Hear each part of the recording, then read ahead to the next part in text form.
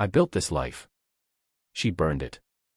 The sound of Sophie's voice through the thin workshop walls hit me like a sledgehammer to the gut. If Dad finds out about Mom and Uncle Ryan, he'll lose it. But honestly, maybe he deserves it. I froze, my hand gripping the sandpaper so tight it crumpled. The cabinet I'd been refinishing suddenly seemed insignificant compared to what my 17-year-old daughter had just said. Uncle Ryan, my best friend since high school. My wife's what exactly? I'm Mike Halverson, 44 years old, owner of Halverson Custom Woodworks here in Millbrook, Maine. I build furniture for rich folks who want authentic craftsmanship, but wouldn't know a dovetail joint from their own rear end. It's honest work, even if the customers aren't always honest people. Sophie's voice continued through the wall, muffled, but clear enough. I mean, Dad's always in that stupid workshop. Mom's probably lonely. I'm alarmed. Lonely, right? Because working 60-hour weeks to pay for Sophie's college fund and Erica's designer everything was apparently neglectful of me. I set down my tools and walked to the small window overlooking our driveway. Erica's BMW wasn't there. Again, third time this week, she'd worked late at Morrison & Associates Architecture. Or so she claimed. The pieces started clicking together like a perfectly fitted mortise and tenon joint. The hushed phone calls that stopped when I entered rooms. The new lingerie I'd found in the laundry that she'd never worn for me. The way she flinched when I touched her shoulder last month. And Ryan, good old Ryan Madsen, my former best friend who'd been coming around more often lately, always with some excuse about needing to check on us since his real estate business was doing so well. The same Ryan who knew I worked late in the shop most evenings. The same Ryan who'd always had a thing for Erica back in high school before I'd won her over with my devastating charm and rugged good looks. Well, mostly just persistence and the fact that I actually listened to her. I grabbed my phone and scrolled through Erica's recent behavior, the girls' trip to Portland she'd mentioned for this weekend. The way she'd been extra sweet lately, making my favorite meals and actually showing interest in my work. Classic guilt behavior. My phone buzzed. A text from my neighbor, Mrs. Chen. Saw Erica leaving with a suitcase around noon. Thought you should know. Noon.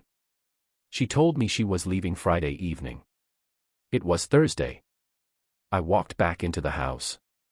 My work boots heavy on the hardwood floors I'd installed myself 3 years ago. Everything in this house had my hands on it. The custom cabinets, the built-in bookshelves, the oak staircase with hand-carved balusters. I'd built this home for my family, and apparently my family was busy tearing it apart.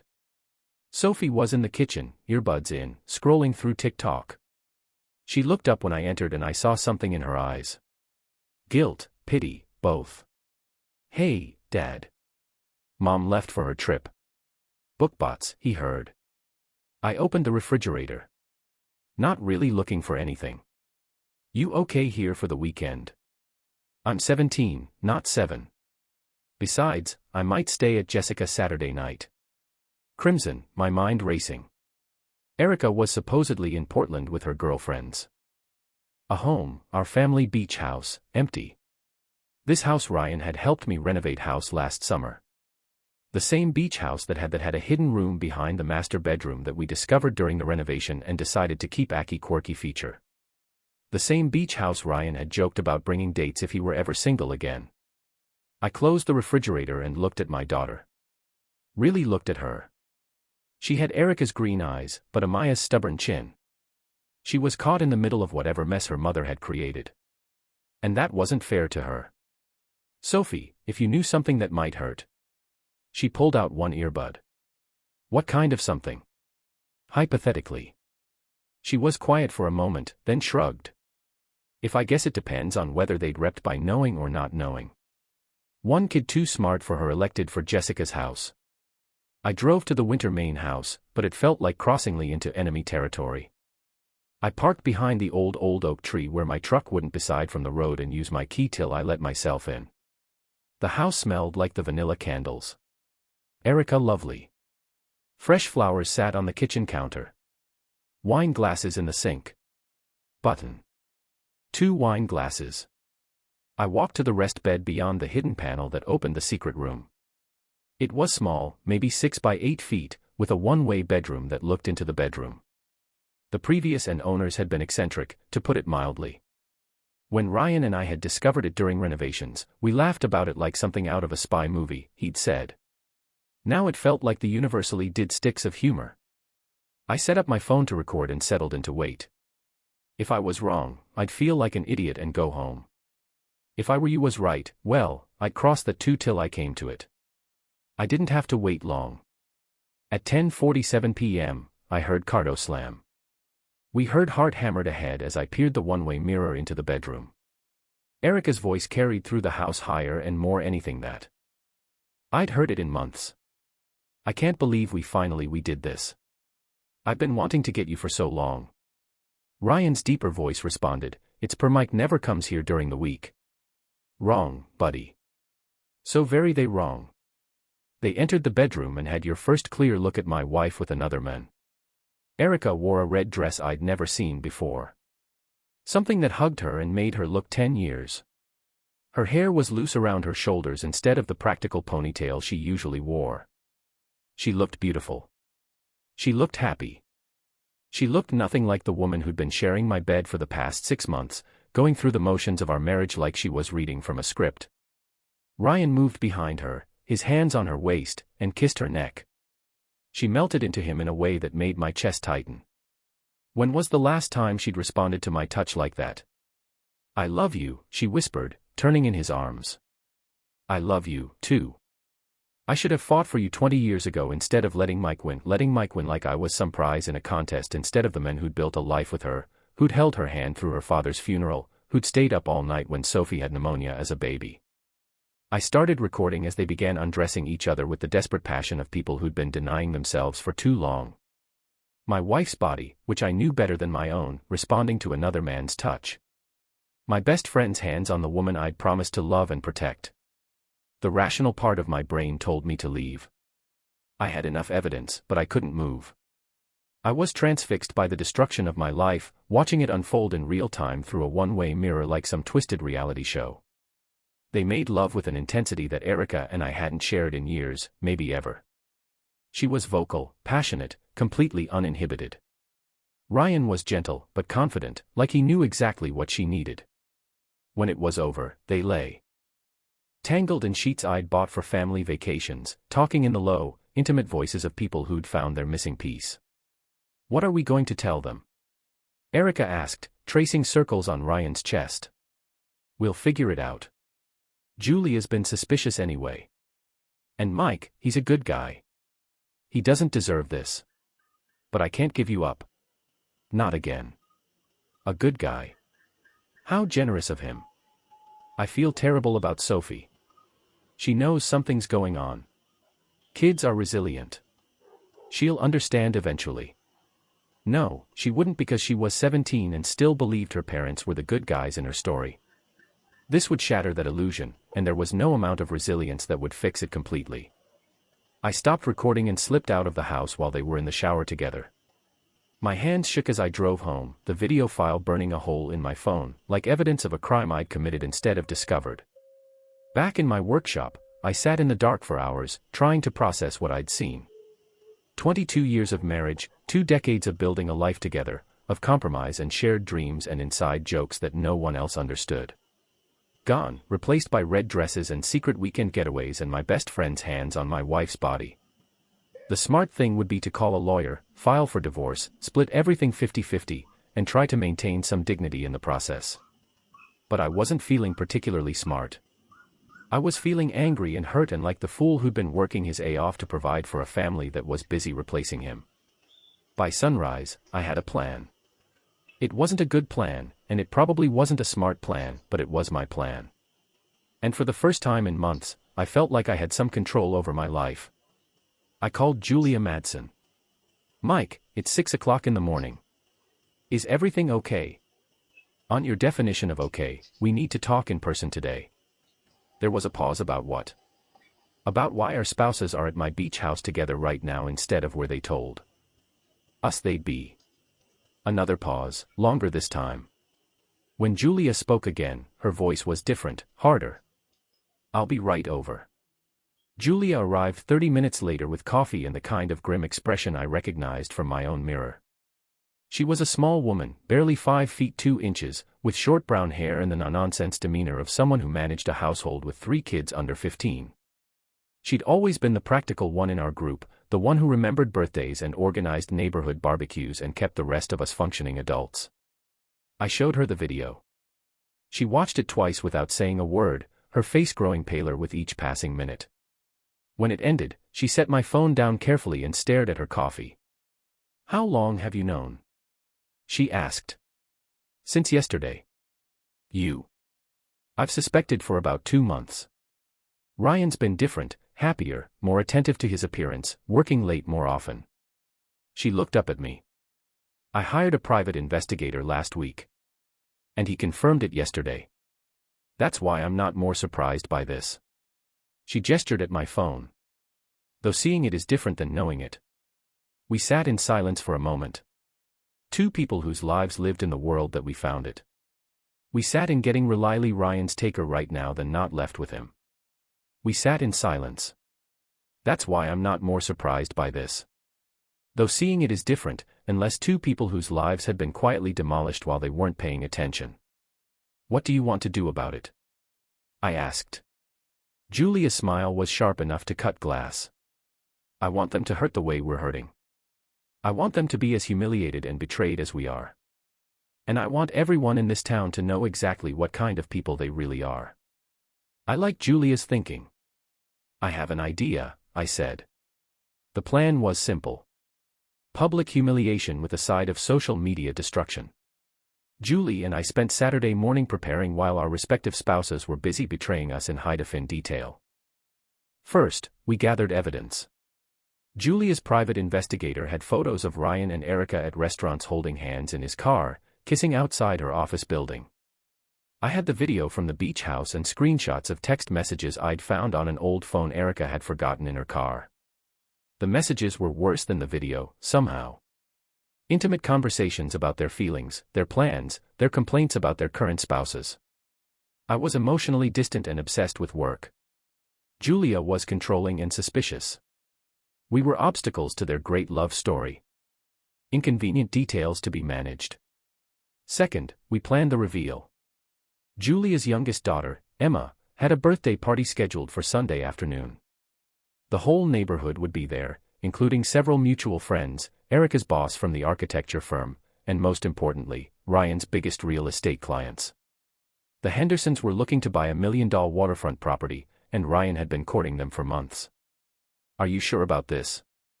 Julia asked as we finalized the details. "Once we do this, there's no going back.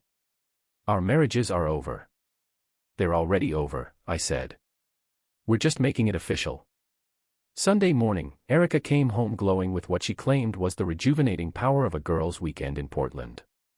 She showed me pictures on her phone of the hotel, the restaurants, the shopping, all carefully staged lies. "How was your weekend?" she asked, kissing my cheek with lips that had been on another man's body 48 hours earlier. "Productive," I said. "Got a lot of work done," smiled and went upstairs to unpack, humming something under her breath. I hadn't heard her hum in years. The party started at 2 o'clock. By 1:45, I was set up in the Madsons' backyard with a borrowed projector and a laptop, ostensibly to show a slideshow of Emma's childhood photos. Julia had convinced Ryan to invite the Hendersons and several other clients, telling him it would be good for business to show his family-oriented side. Erica wore a sundress and chatted with the other mothers about school fundraisers and vacation plans. Ryan worked the crowd like the natural salesman he was, making sure everyone had drinks and introducing his potential clients to the right people. They were the picture of suburban success. Beloved members of the community living their best lives. At 3:30, Julia called for everyone's attention. "Before we cut Emma's cake, I wanted to share something special with all of you. Mike put together a wonderful slideshow, and we thought it would be nice to show how much our families mean to us." The crowd gathered around as I started the projection. The first few slides were exactly what they expected. Emma as a baby, family vacations, birthday parties, school events, normal, happy family memories. Then the photos changed. Ryan and Erica holding hands outside Sharon, the most expensive restaurant in town. Ryan and Erica kissing in his car outside her office. Ryan and Erica entering my beach house together yesterday morning. The crowd went silent. I could hear birds chirping in the trees and someone's dog barking 3 houses down. What the heck is this? Ryan's voice cracked like a teenager's. This, Julia said, her voice carrying across the yard, is what our spouses have been doing while we've been planning birthday parties and paying mortgages and believing we were married to decent people. Erica's face had gone white. Mike, please. Not like this. Like what, Erica? In front of our friends and neighbors. The same friends and neighbors you've been lying to for months while you screwed my best friend. Mrs. Henderson, Ryan's potential $1 million client, grabbed her husband's arm. We should go, Gerald. No, Julia said you should stay. You should know what kind of men you're thinking of doing business with. The kind who betrays his best friend and destroys his family for a good time. Semantics. The slideshow continued.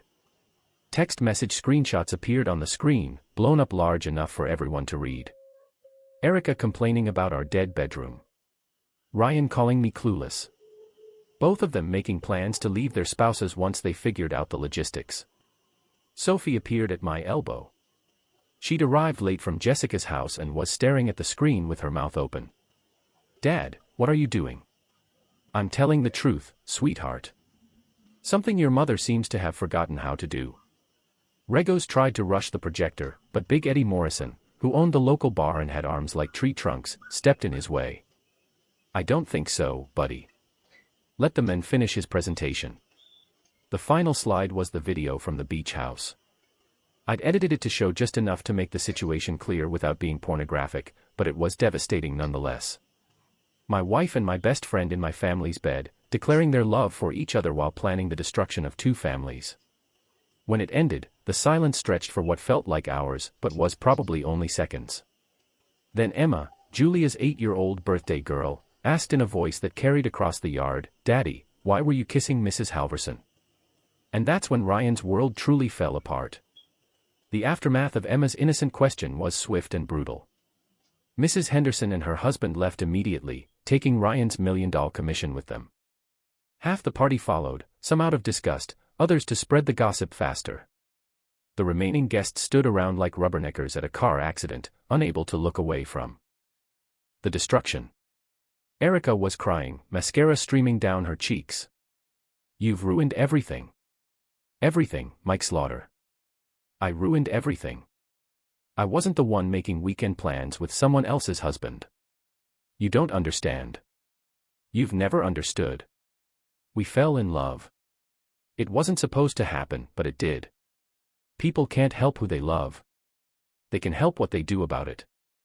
They can help lying about Portland trips and girls' weekends. They can help sneaking around behind their families' backs instead of being honest. Reelan Kayer gone from angry to desperate. Mike, we can work this out. We're all adults here. Aborts. Adults don't betray their best friends. Adults don't destroy their families for a midlife crisis. My arm. Dad, can we go home, please? I looked at my daughter, really looked at her. She was pale and shaking, caught between her parents' war with Northwest good place to land. This was exactly what I've been trying to avoid. But there was no clean way to handle betrayal. Someone always got hurt. Yeah, sweetheart. We can go. As we walked toward my truck, Julia caught up with us. Mike, wait. There's something else. Something you need to know. I stopped, Sophie's hand in mine. What now? Glanced around, making sure we were out of earshot from the remaining party guests. The private investigator I hired, he found more than just photos of Ryan and Erica. Dropped more. He found evidence that this isn't Ryan's first affair. He's been cheating on me for years. Multiple women. And Erica, she paused, looking at Sophie. Sophie, why don't you wait in the truck? I said. My daughter nodded and walked away, her shoulders hunched like she was carrying the weight of the world. What about Erica? I asked when Sophie was out of earshot. She's been having affairs, too, not just Ryan. There was someone else last year, a client from her firm. And before that, Julia's voice trailed off. The ground felt unsteady beneath my feet. How long? The investigator thinks at least 3 years. Maybe longer. 3 years. While I've been working overtime to pay for Sophie's college fund and Erica's dream kitchen renovation, my wife had been systematically betraying our marriage with multiple men. The beach house weekend wasn't a moment of passion or a mistake in judgment. It was part of a pattern. Why didn't you tell me this before? Because I thought you deserved to hear it from her. I thought maybe if you confronted her privately, she might be honest with you. Julia's laugh was bitter. I should have known better. Liars don't suddenly become truthful when they're caught. I look back at the party where Erica was now arguing with Ryan in hushed angry whispers. The woman I'd built a life with, who I'd trusted with everything I had, was a stranger. Had always been a stranger, apparently. There's more, Julia said quietly. More what? The investigator ran financial checks as part of his investigation. Erica has been moving money, small amounts but consistently, into an account Ryan doesn't know about. What kind of amounts? About $40,000 over the past 2 years. $40,000. Our emergency fund, Sophie's college money, the savings I've been adding to every month, thinking we were building security for our family's future. She's been planning this, I said. The affairs, the money, all of it. She's been planning to leave. It looks that way. Instead, felt something cold and hard settle in my chest. Not anger anymore. Something deeper and more dangerous. Erica hadn't just betrayed our marriage. She'd been systematically stealing from our daughter's future while carrying on multiple affairs and lying about every aspect of her life. The woman I'd loved for 22 years didn't exist. Had never existed. Julia, I need you to do something for me. What? I need you to get me copies of everything your investigator found. Everything. And I need you to trust me for about a week. She studied my face. What are you planning? I'm planning to make sure Erica and Ryan understand exactly what they've destroyed. And I'm planning to make sure Sophie and I don't pay the price for their choices. Julia nodded slowly. I'll get you the files tomorrow. As I drove Sophie home, she finally spoke. How long have you known? A few days. I'm sorry I said you deserved it. I was angry about you working so much, but you don't deserve this. I reached over and squeezed her hand. We're going to be okay, Sophie. I promise. But as I said it, I realized I wasn't the same man who discovered his wife's affair 3 days ago. That man would have filed for divorce and tried to salvage some dignity from the wreckage. The man I was becoming had different plans entirely. By Wednesday, I had everything I needed. Julia's private investigator had been thorough. Bank records showing Erica's systematic theft of our savings. Photos and receipts documenting 3 separate affairs over 4 years. Evidence of Ryan's multiple betrayals of his own marriage, including a pattern of targeting married women in vulnerable situations. But the most damaging evidence came from an unexpected source. Sophie. My daughter had been documenting her mother's behavior on social media for months, posting TikTok videos about weird things my mom does that she thought were funny. Late-night phone calls in the garage, new clothes hidden in the trunk of her car, sudden interest in working out and getting her hair done. Sophie had unknowingly created a timeline of her mother's affair that was more detailed than anything a private investigator could have produced. Dad, I feel terrible, she said when she showed me the videos. I was making fun of Mom, but I was actually exposing her lies. You being a normal teenager, sweetheart. You're not responsible for your mother's choices. The final piece of my plan fell into place Thursday morning when Erica announced she was taking a long weekend to think about our marriage and would be staying at the beach house. I think we need some space to figure out how to move forward, she said over coffee, playing the role of the wounded wife trying to save her marriage. That sounds reasonable, I agreed. Take all the time you need. She looked surprised by my calm response. She'd probably expected me to fight for her, to beg her not to go. Instead, I kissed her forehead and went to work like it was any other day.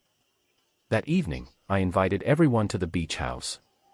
Everyone, Erica's parents, who'd driven up from Boston thinking they were coming to help their daughter through a difficult time. Ryan's parents, who'd been told their son was having a crisis and needed family support. Julia and her kids, Sophie, Big Eddie, and several of our mutual friends, even Mrs. Henderson and her husband, who I'd convinced to come by telling them Ryan had something important to say about their business relationship. I also invited Channel 8 News.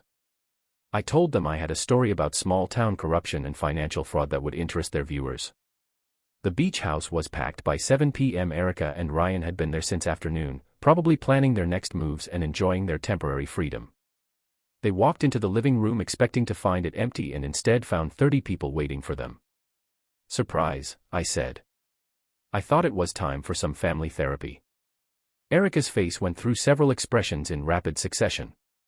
Confusion, fear, anger, and finally, a kind of desperate calculation as she tried to figure out how to manage the situation. Mike, what is this? This is the truth, Erica. Something we haven't had much of in our house lately. I'd set up the projector again, but this time the audience was different. These weren't neighbors at a birthday party. These were the people whose lives had been affected by Erica and Ryan's choices. Parents who'd raised children they thought were decent human beings. Friends who'd been lied to and manipulated. Business associates who trusted a man who couldn't be trusted with his own marriage vows. The presentation was comprehensive.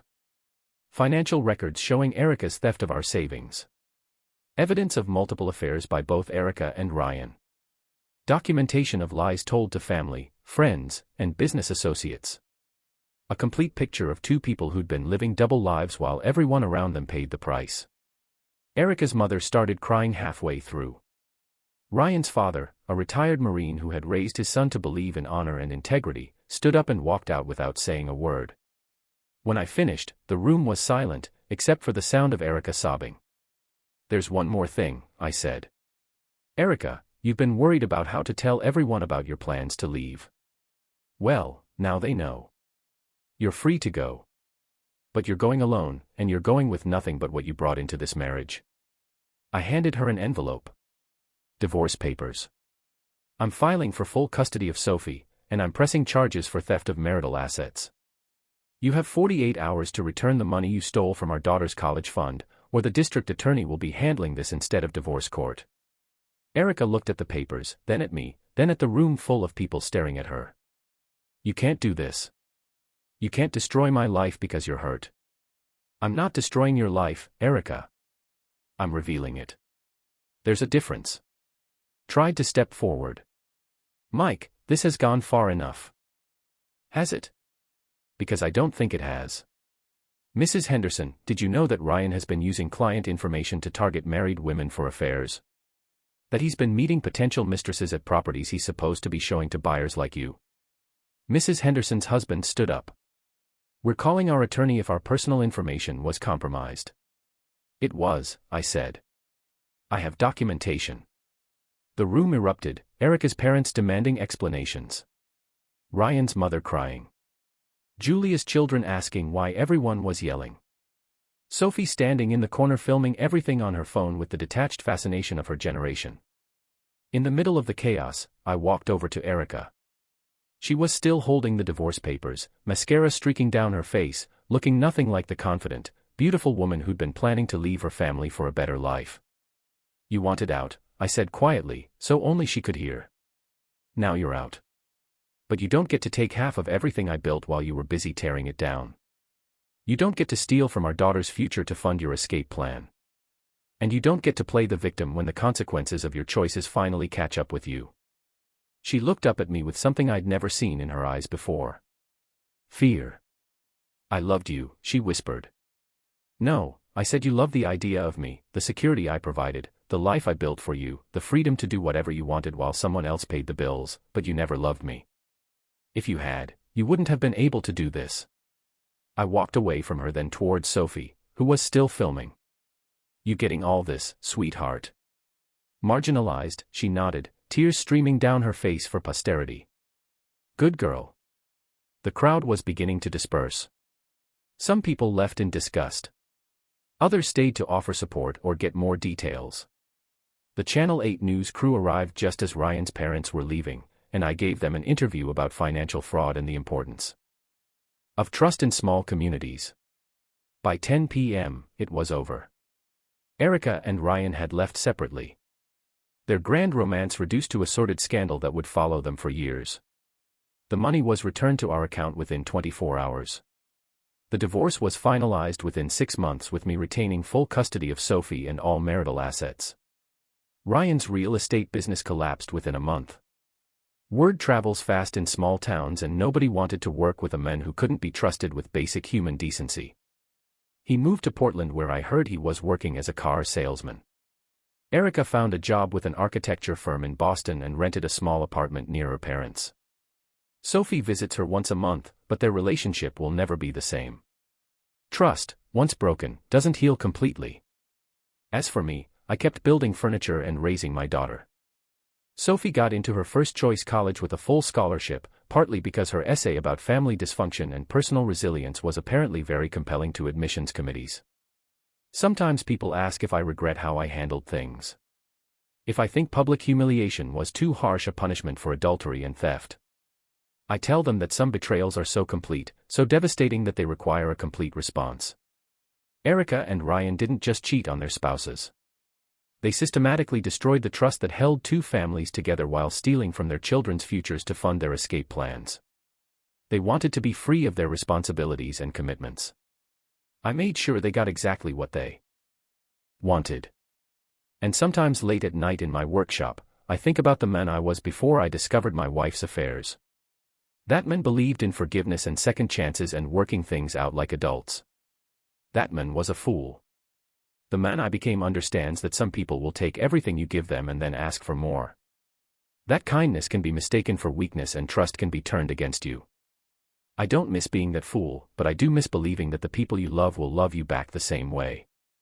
Sophie and I are building a new life together, one based on honesty and mutual respect instead of comfortable lies. It's smaller than what we had before, but it's real. And in the end, that's enough.